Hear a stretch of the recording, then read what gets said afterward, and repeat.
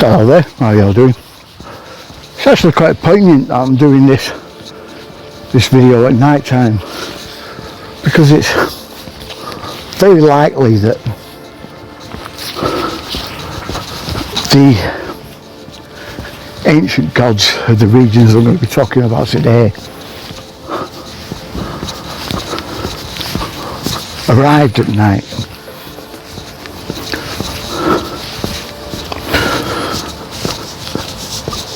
The reason being is because of the illumination from the ships that would have cast their light across the land or across the sea that they were arriving to, and giving them a more imposing sort of presence.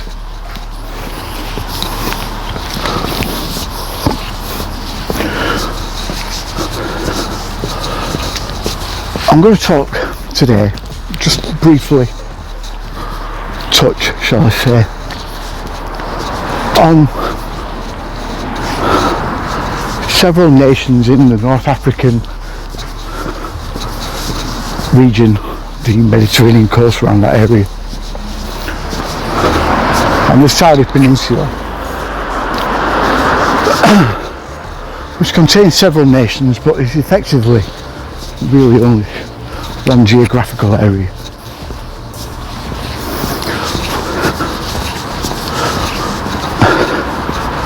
Like I said, this will be a more introductory sort of episode to that region that we will, to be perfectly honest, go over in more detail, in more concentrated regions, shall we say. In the past, I want to say 4 years with regards to northwestern Africa, and 10 years with regards to the Arabian Peninsula. There's been a lot of wars sparking out seemingly for no reason. With the Sudanese, it's been a civil war that is effectively fueled by both sides. Both factions are vehemently opposed to each other. Both factions are being paid by the same source, which is the protection industrial complex, as I like to call it. And for seemingly really inexplicable reasons, it seems to be based more around sectarian and ethnic sort of quarrels or disagreements.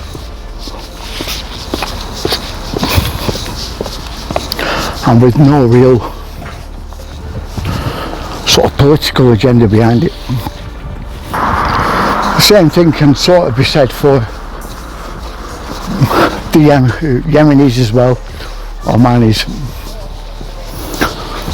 on that Saudi peninsula, that are again mostly fighting over again ideological sectarian sort of viewpoints, views on the same sort of religious text, or at least that's the way it's being portrayed. There are other factors, don't get me wrong. Rare earth minerals and oil being one factor that have been discovered in that area, and the interests of the surrounding sort of nations that are surrounding Yemen. These have always been a contributing factor to the tensions in that region, and their ongoing spat with Iran. And again, I've mentioned this before in my System for Dummies series, but it all really boils down to a familial spat more than anything else. All of them are from the same family and just branches of the same family that are lower branches of one of the more upper reaches of the system. Again, that's not what we're going to get into. What we're going to get into is the actual discoveries that have been made there that very well could be the reasons for all this tension that's going on, all these conflicts, I want to say, outbursts, general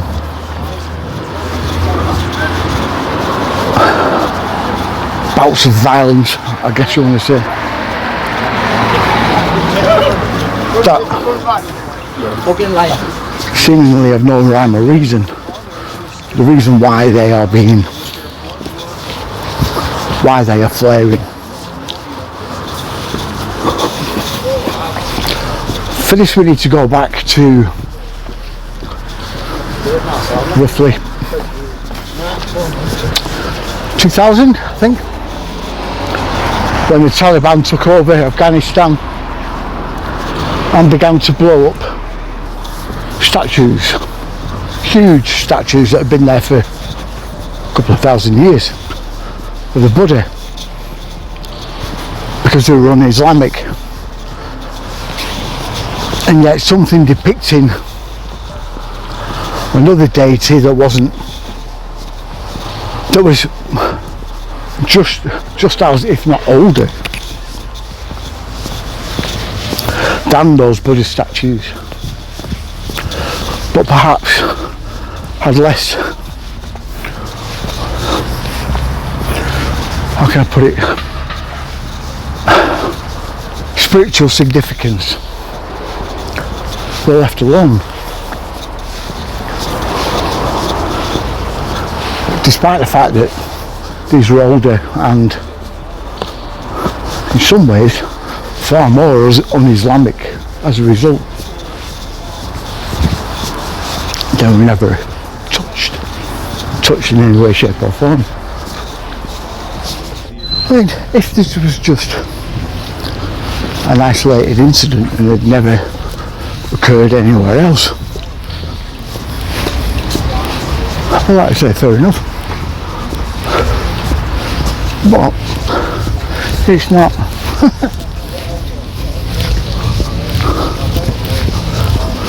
From roughly the start of the Iraq War, 2003 Iraq War, and continuing on from there. Alright mate, is your dad in? Have you not been home?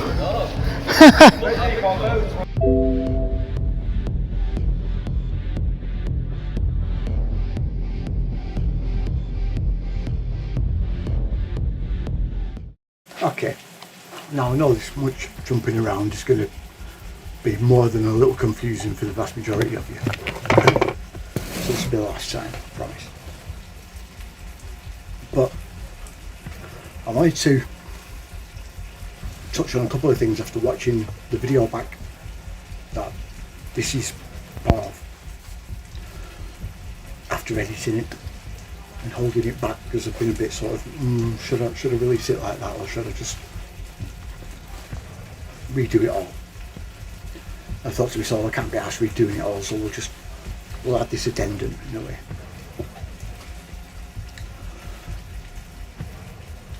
I started off the video talking about the old gods and the way that they appeared to the North African and Middle Eastern people.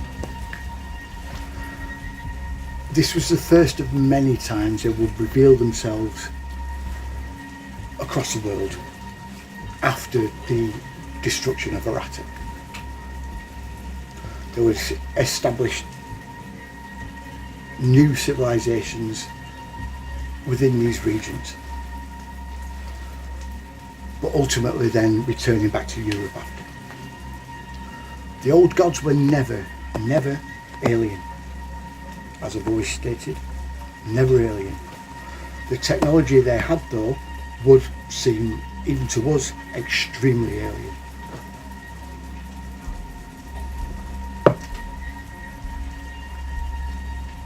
But even though they were human, right, they were an ancient civilization of humans, Nordic, because every single description of them globally, blonde hair, blonde, red or platinum blonde hair, blue, green, grey or aquamarine eyes, never dark skinned, never dark haired, always Nordic in appearance.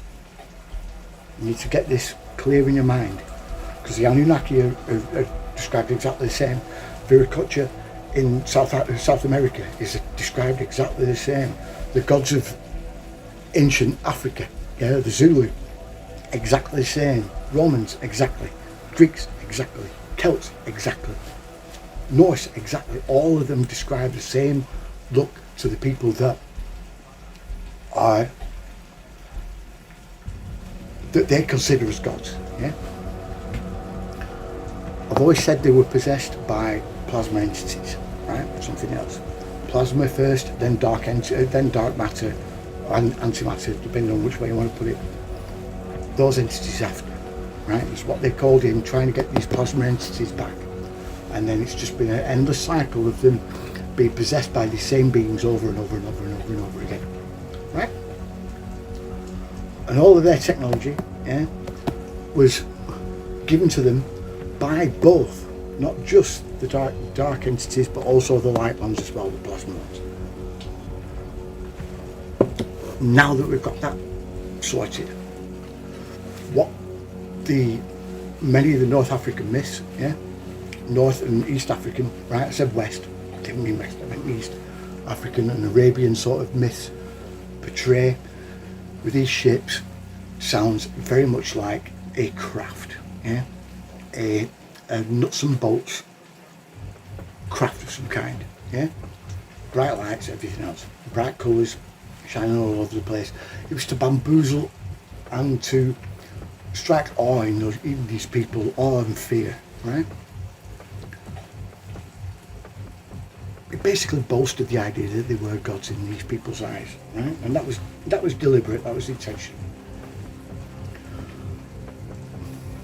Just likely, all their work that they were doing over here, right? This is where the Anunnaki myths come in, right? In the Middle East, that we'll touch on in next series. We won't touch on in this series.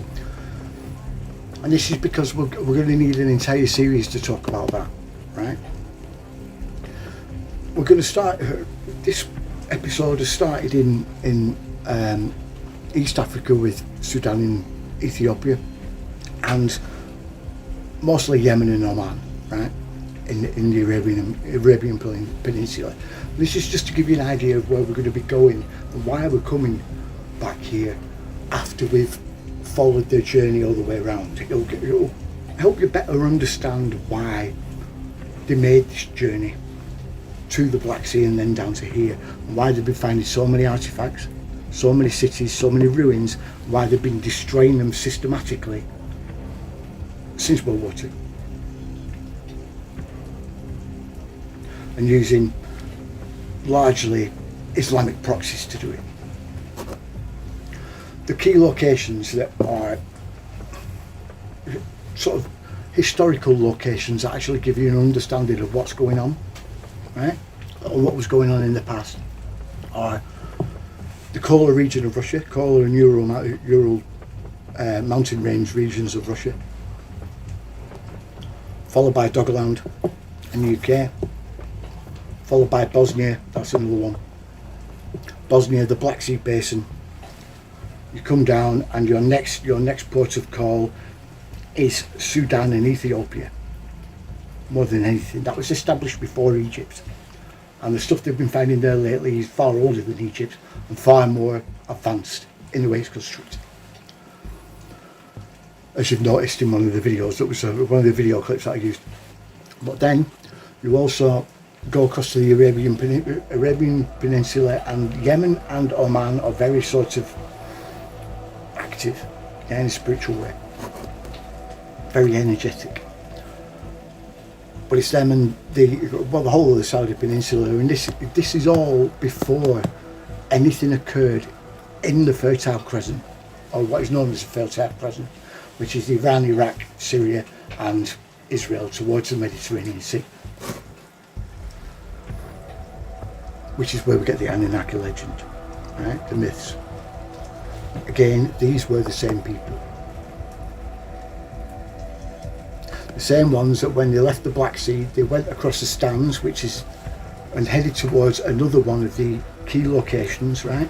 Which is Siberia, right? At the border of the Mongolian desert. So you get Khazar, you get Achaim, all them sites in Russia. But when you actually go into Afghanistan and the stuff that they found there, the things that they were destroying there purposefully, you begin to understand not only where the Scythians come from, but why they're so heavily connected to that Aratan structure, that Aratan civilization. So were the Khazars, and the key word here is were. There are no Khazars left. There hasn't been since they were wiped out hundreds of years ago. They died at the end of the sword. All of them. The Khazar graves that we've found, Khazarian graves that we found, are all the genetic makeup of those remains are completely different to anything else in the world right now. There are no Khazars left, and there hasn't been. And that empire only lasted a couple of hundred years before it was wiped out by the first Ottoman sort of Muslim horde. So all of you talking about the Khazarian Empire are full of shit, and you believe in Jesuit propaganda because that's who made it up. So all these sites now that they're destroying, especially in Ukraine, in Sudan with the civil war that's going on at the moment, in Yemen, in Oman, in Iran too, very soon, all of them are started so they can, the best way to cover up what you're doing when you're doing stuff like this, yeah, with the search for acquisition and extraction of technologies you don't want people to see, or things you don't want people to see, or smuggling in general, is to do it in a war zone. Because you can just restrict entire areas, seemingly at will, right? Because it could be struck. Which is what they were trying to do with the Bosnian pyramids. Why they were trying to remove. This was in an effort to remove Samir Osmanagit, yeah, Osmanagit, yeah, who was the only guy that was excavating the pyramids, yeah, the pyramid site in Bosnia. He was also the world's #1 pyramid hunter, lauded around the world. Before he turned around and said the Bosnian pyramids, there's such a thing as Bosnian pyramids for a start, and they're far older than Giza, and that got him ostracised. Especially when he said you can't bring your own university funded archaeologists here, it has to be for the people. They didn't like that. Bosnia's legends, myths are incredibly old, and the same constructions and construction techniques have been found not just in Bosnia but in also Serbia and Kosovo as well, which are the nearby sort of nation states that were born out of the old Yugoslavia. The Baltic states are some of the most complete ruins that we have. Before you get to the Black Sea, and the Black Sea basin, like I said before, is the majority of the ruins are under the sea, and have been for decades, generations even.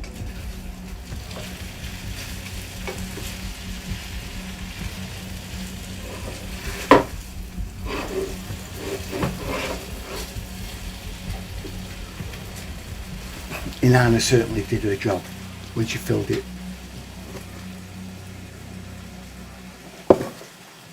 So that's why there's all this fighting, all this destruction, and that's something that I completely missed out, and I can't believe I missed it out throughout this whole video. So now I'll let you watch the rest. I'm sorry for repeating myself a lot. I kind of do that anyway. One of the, I suppose you could cause it a detrimental effect of the high IQ. And the high IQ is a tendency to split off into thousands of different sort of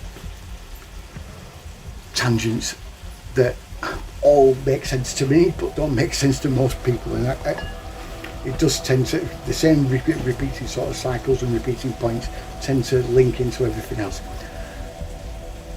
and that's because I can't focus. I don't have a normal person's focus. I can't focus on one thing, it has to be several things at once, and that's not ADHD. That's a symptom of my 154 IQ. But anyway, so yeah, enjoy the later. So yeah, as I was saying, starting from the Iraq War, well, probably before that actually, long before that, but in the Middle East in particular, starting from the Iraq War, there was a concerted effort to destroy certain sites, and this has always been the case, and they'll use Islamic doctrine as the excuse to destroy these sites. They'll use what they call it Islamist terrorists to destroy these sites. ISIS being one example. In Syria and in Iraq and Libya, he systematically destroyed numerous sites across the Middle East.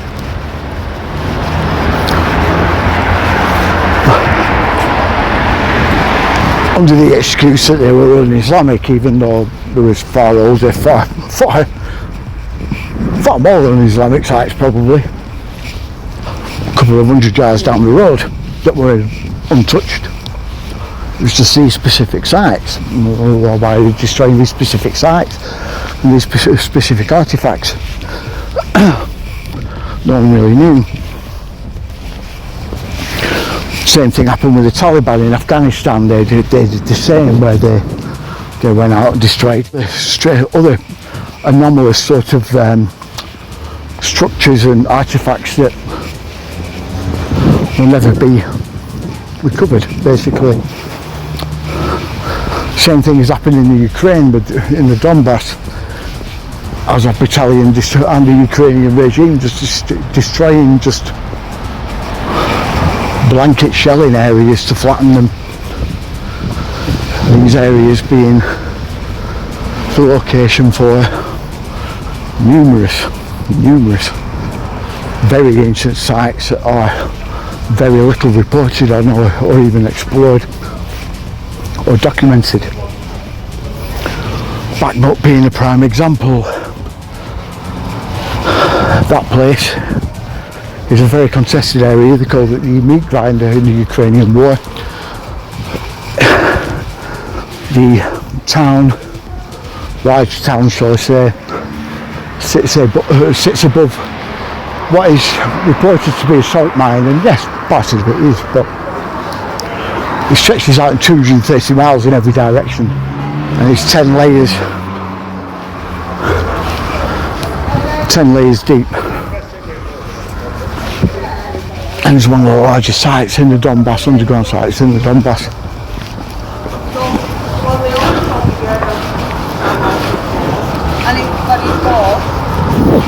So, you look better than so it becomes very apparent that there's something else there, and particularly when people are prevented or were prevented before then from exploring specific areas of that supposed mine, even though they were building concert halls and the like in the upper floors.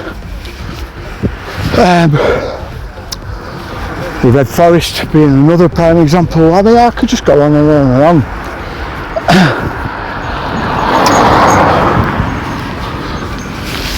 But there are sites, not in just Yemen and Oman and Saudi Arabia. Archaeologists unearthed Sudan's buried past. Veteran archaeologist Charles Bonnet has discovered 3 temples built in Sudan thousands of years ago. He says the treasure trove of 3 temples offers new insight into African ancient history, a subject that has always challenged researchers. It is enormous building, round in shape, oval, sometimes of 50, more than 50 meter long, oval in shape with 1,400 columns. That means enormous building, and this architecture is unknown. It is the beginning of something. There is no example in Central Africa or in the Nile Valley of this architecture. The round and oval shaped structures, which dates back from 1500 to 2000 BC, were found late last year. They're just several hundred meters away from Kerma, where Bonnet and his team have been digging for decades. They don't know this architecture. Everybody don't know. It is completely new. And we have the chance in Dukigel to have the Egyptian architecture, to have the Nubian architecture, and now to have the African architecture. Bonnet is credited with showing that Sudan was not merely a satellite of neighboring Egypt and its wealth of ancient relics. Years ago, he unearthed the 7 Black Pharaohs granite statues of Sudan's Nubian rulers near the bank of the Nile. Nubia was home to some of Africa's earliest kingdoms and was known for its rich deposits of gold, ivory, and ebony.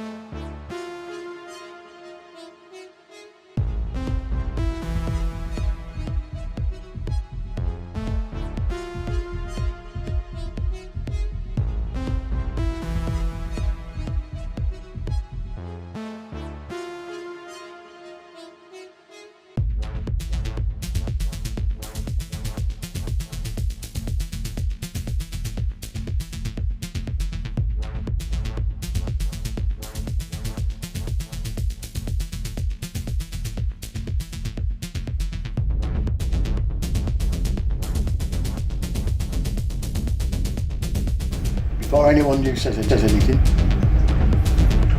ask one of the usual people that have been here for a while. This is normal, we teleporting from one place to another. This usually happens when I forget something. That was meant to put in. Usually because I go off on a tangent, I know. I'll suddenly think to myself, hang on, shouldn't I be, shouldn't I talk about this? Right. I didn't even talk about the subjects of the video. Start it off with, which happens quite a lot. More often than you think, to be perfectly honest. Anyway, we were talking about North Africa, Tunisia and Sudan and everywhere else. And particularly the areas of the Arabian Peninsula. Now, I've already mentioned Era, which is a mythical Arabic city that's got a lot in common with Atlantis, yeah? Except this was swallowed by the sand, not the sea. And again, it was an arrogant people upsetting In this case, Allah. Yeah. It's actually a story that appears in the Quran. Now, some scholars dispute the fact that it's Muhammad that's put it in the Quran, and it may just be that he's heard the Atlantis story and tried adapting it to fit a sort of an Islamic point of view, worldview. Except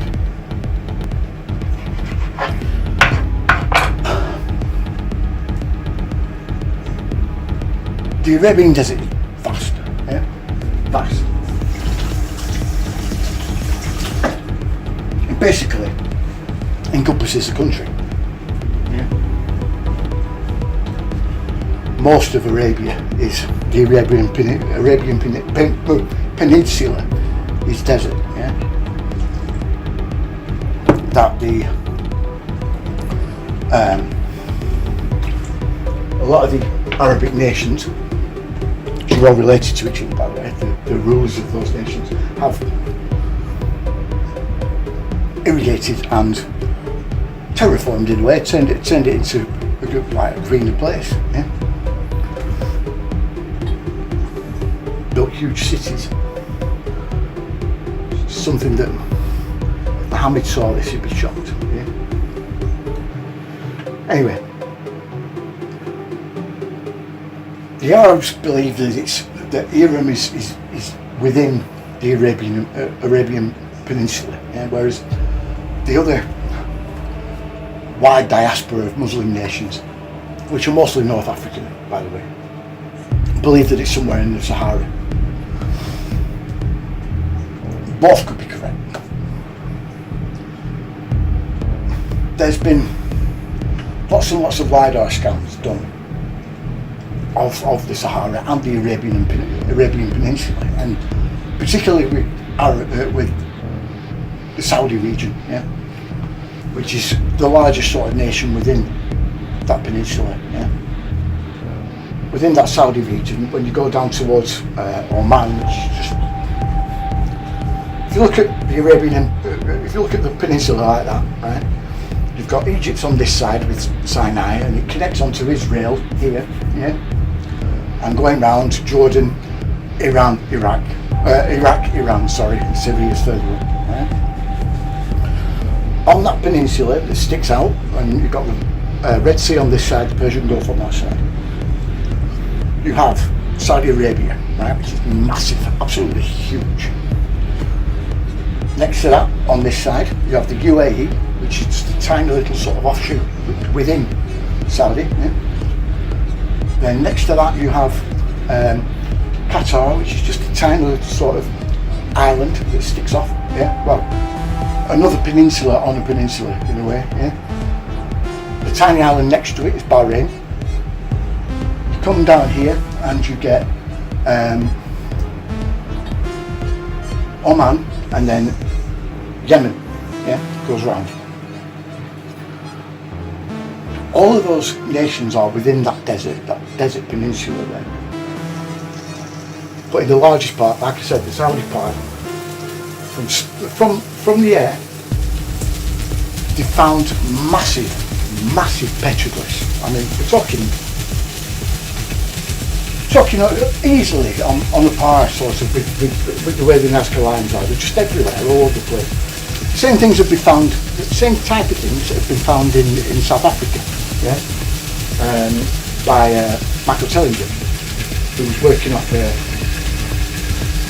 another South African guy's work. I've forgotten his name. But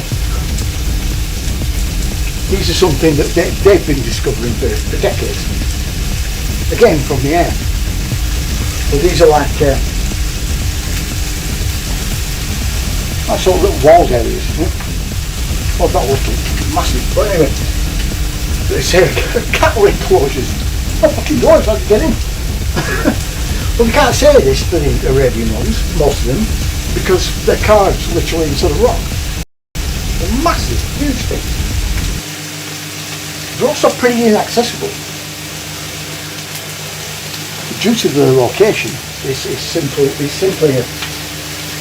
a matter of logistics. How do we get there? You can't work it out because it's in the middle of bumfuck nowhere pretty much. So, well, these things are all over. The further down you get, the closer to the coast, coastlines, the more numerous and old some of these ruins become that are forgotten. In the middle of nowhere, again, a coastline that's probably not been explored for centuries. Likely only visited by Bedouins, Bedouin nomads. They're still populated area.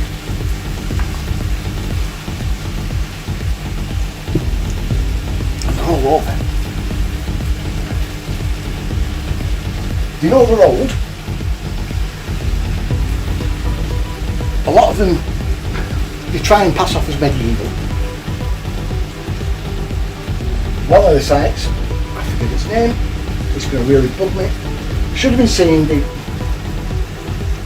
the Phoenix picture that I used last time. In the background. The way those sites are set out does resemble the Phoenix constellation. Now,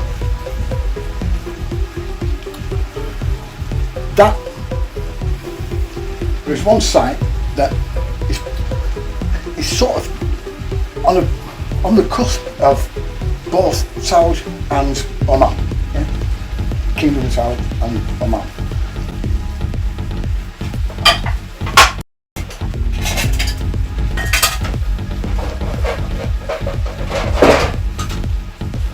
I think off the top of my head, I could be wrong, off the top of my head though, I think it's just outside of Riyadh. And this is, again, a site, very mysterious, no one knows what it is, no one knows what it's doing there. In all fairness, they don't think it should be there. But it is, and this makes one of the lies in one of the tail stories, the right hand corner tail story, the bit where it points upwards, the tail. It's like a triangle, sort of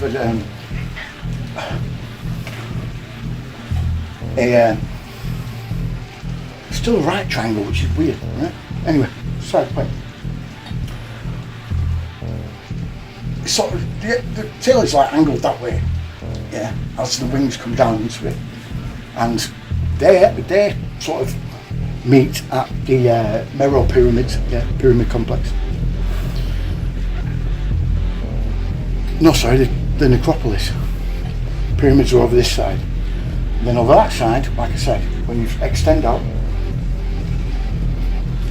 you meet up at that weird sort of site in Saudi Arabia.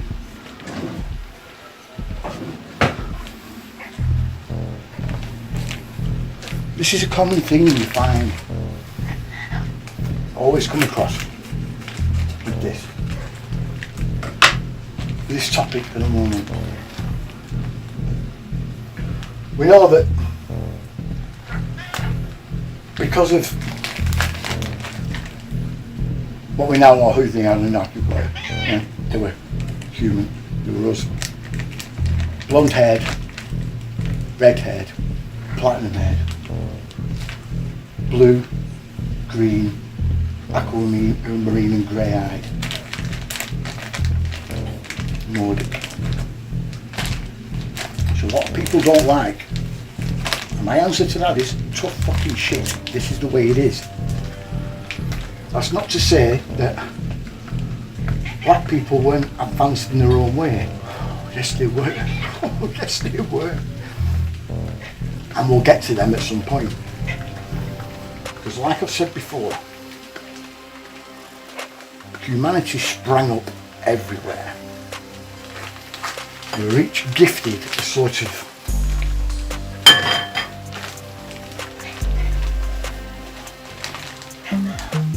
an element that would work and only be beneficial if it was used in, shut up, you stupid cat, in conjunction with everything that everyone else is, yeah?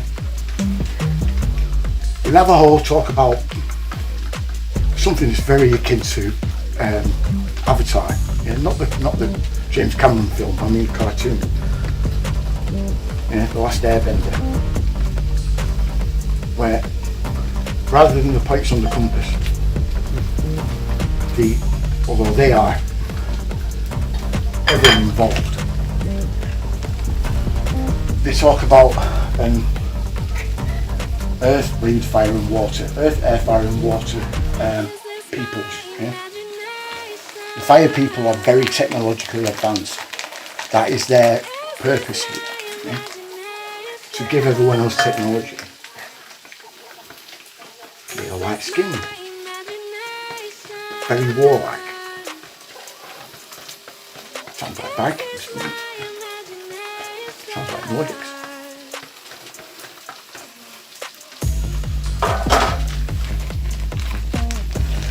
We talk about themselves as the air race. Yeah? Black people is the earth race. Yeah? The water race is the yellow people, as they say, Chinese.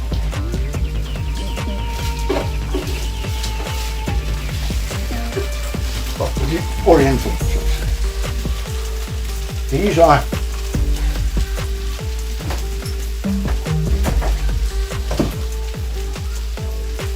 the races that were given custodianship of the world. Yeah? They all sprang up at once. And the world can only be together, yeah, or as one, when each of those races join together, meet up again. That's the point.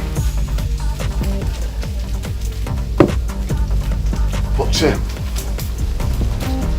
restart the world in a way.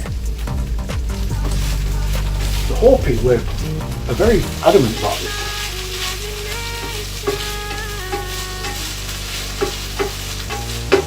In fact, they were so adamant that when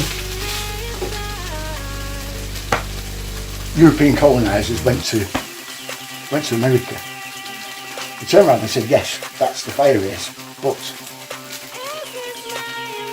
this is not the right time for them to come. They knew what was coming. Heavy persecution, heavy death toll for them. But they said, no, they will come back. They will turn things around. We just have to hold on. They won't wipe us out. It's true, really. Despite what many people may say, there are plenty of Native Americans doing rather well in the US, but many of them have lost their country. And something else will also come.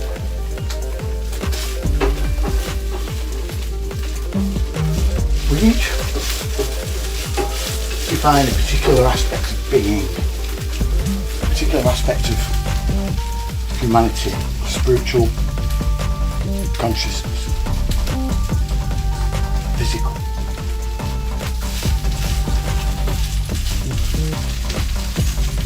The Hyperboreans were the mind of the human race. The Navajo are the spirit. The blacks of Africa, the feet. And the Chinese are the hands.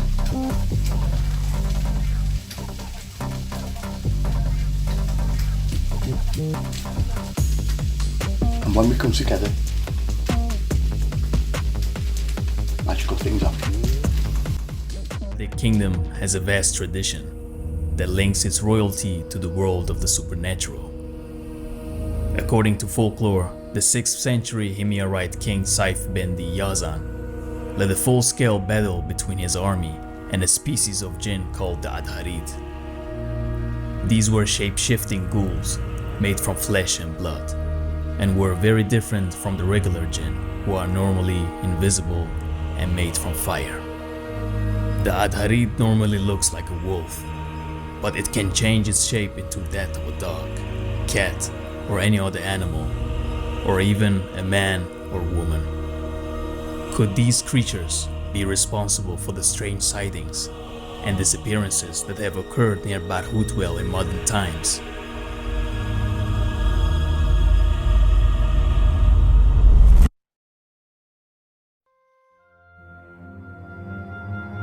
From sightings of abnormally large carnivorous winged creatures to unexplained disappearances. In September 2021, 10 explorers from the Omani Caves exploration team traveled to the neighboring country of Yemen to find the truth behind its legendary Barhout Well. For centuries, it has been known by locals as both a geological and supernatural anomaly, serving as an interdimensional station separating our reality from the world of the jinn. Between the Hadramaut and Al-Mahra governorates, there have been countless stories across the area going back thousands of years concerning strange deaths, abnormally large birds, and even an El-Rich type Lovecraftian anomaly with roots going back to early Islam and Judaism. Up until this time, the well's infamy was primarily only known to regional locals and some long-time followers of the mysterious Middle East. However, along with the Omani team's expedition came global media attention, as the world wanted to know more about one of the few remaining locations on the planet that had yet to be explored. What did the Omanis discover? And could there be way more to the story of Barhout Well than what the media is reporting? Across the Arabian Peninsula, there's an anomaly so immense that it seems to bend space, time, and span multiple dimensions, leaving its imprint on the history of the Gulf. Beginning with a discovery beneath the UAE uncovered in 2011, revealing traces of human presence dating back 80,000 years, to the 2024 Kuwaiti discovery of a 7,000-year-old humanoid snake figurine, the international media dubbed alien-like, that is eerily similar to figures found in Iraq a century earlier. Then there was also the wave of aerial phenomena reported over Bahrain in the early 2000s, and finally the planting in 1583 of a tree that refuses to die. What connects them all?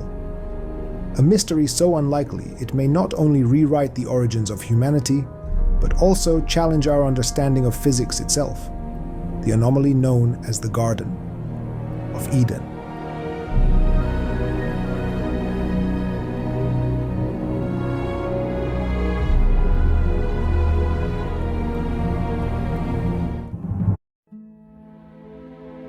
The reason for holding this press conference is really to make you aware of two discoveries. The first is a dry river channel that crosses the Arabian Peninsula from the Hijaz Mountains in the west all the way to the coastline of the Gulf, the Persian Gulf or the Arabian Gulf on the east, some 850 kilometers away. In March 1993, a Boston University geologist called an emergency press conference. But what he was about to reveal, he didn't yet realize, could rewrite not just the history of the Gulf, but the entire world. The man was Farouk El-Baz, a NASA scientist turned geologist. While studying satellite images of Kuwait's desert devastation following its conflict 2 years earlier, he noticed something impossible. A vast anomaly stretching more than 500 miles, hidden beneath the sands. It was the remains of an ancient river that El-Baz believed could one day uncover immense underground reserves, impacting the future of the entire Khalij, that being Kuwait, Saudi Arabia, Bahrain, Qatar, Oman, and of course the UAE. But others saw something different. Biblical historians claimed this was likely no ordinary river. To them, it matched the description of the Pishon, one of the 4 rivers said to sustain the first humans on Earth. If true, then Elbaz hadn't just discovered an ancient waterway. He had stumbled onto the most important archaeological find in history, the location of the Garden of Eden itself. Now, this episode is divided into two parts, each presenting alternate yet complementary theories that the Garden of Eden was a real place, covering the entirety of the Gulf. The first theory explores the Gulf Oasis hypothesis, which argues that the region was once a vast, fertile landscape, a setting that may have been the very ground on which Eden was its center. The second ventures into more arcane territory, suggesting the idea that Eden existed not only as a physical location on Earth, but simultaneously across multiple dimensions linked to the region. Both of these theories, when presented together, not only indicates why the Gulf may historically be the most important location on the planet scientifically, but also how its various religions and folklores, including and predating the Abrahamic faiths, could provide evidence as to why alleged unexplained phenomena and discoveries are found here, all linked to Eden and an anomalous race of beings known as the Anunnaki.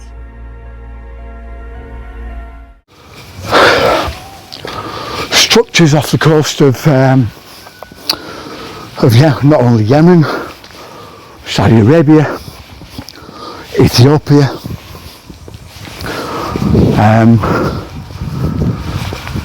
at the Strait of Hormuz, which is the opening to the Red Sea. Circular structures that are again off the coastline, far enough away to not be anything recent that has slipped into the sea, and by recent I mean in the last 4,000 to 5,000 years. Far enough away, but also close enough to be within that 400 foot submergence line that occurred after the polar ice caps melted during the Younger Dryas. You go into Sudan, and all this sectarian and political violence has been going on in Sudan since at least 2021, 2022. Largely occurred when they started finding very remote, very unusual, very anomalous structures, ruined structures, again in the middle of nowhere, very close to the Meroe necropolis, the Meroe pyramids, which are two sites which are extremely unusual, predate the Egyptian pyramids by many thousands of years, and are again unexplained in a way. We have the general impression from the archaeologists that have gone to see them, but we don't have any actual tangible or credible sort of explanation for why they're there. Ethiopia is the same. Again, another war-torn country that seems to have sprang into war as soon as discoveries were made in that nation. Libya is another example. Again, discoveries were made in Libya, and then not long after that, war started breaking out, rebellion, civil war, and Muammar Gaddafi was dead. After these discoveries were made. Israel, discoveries were made in Israel. They were supposedly linked to the time of Jesus. I think they were linked to far before then. And again, as soon as those discoveries were made, things kicked off with Hamas. There seems to be an ongoing theme which should be telling you something, that whenever major discoveries are made, whenever they do not fit the timeline or the narrative that the system portrays, things kick off there to stop any progress or to wipe out any evidence that was there.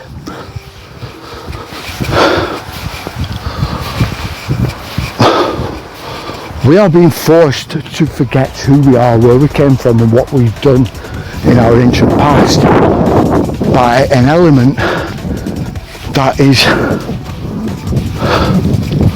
benefiting from this. That same element that altered us genetically many thousands of years ago to create that schism between us both. That us versus them. And now we're starting to learn about ourselves and where we come from. Pretty soon we're going to learn what they did. And pretty soon we're going to learn that what they did was actually the biggest mistake they ever made, because they made us better than them. Anyway, like, share, subscribe.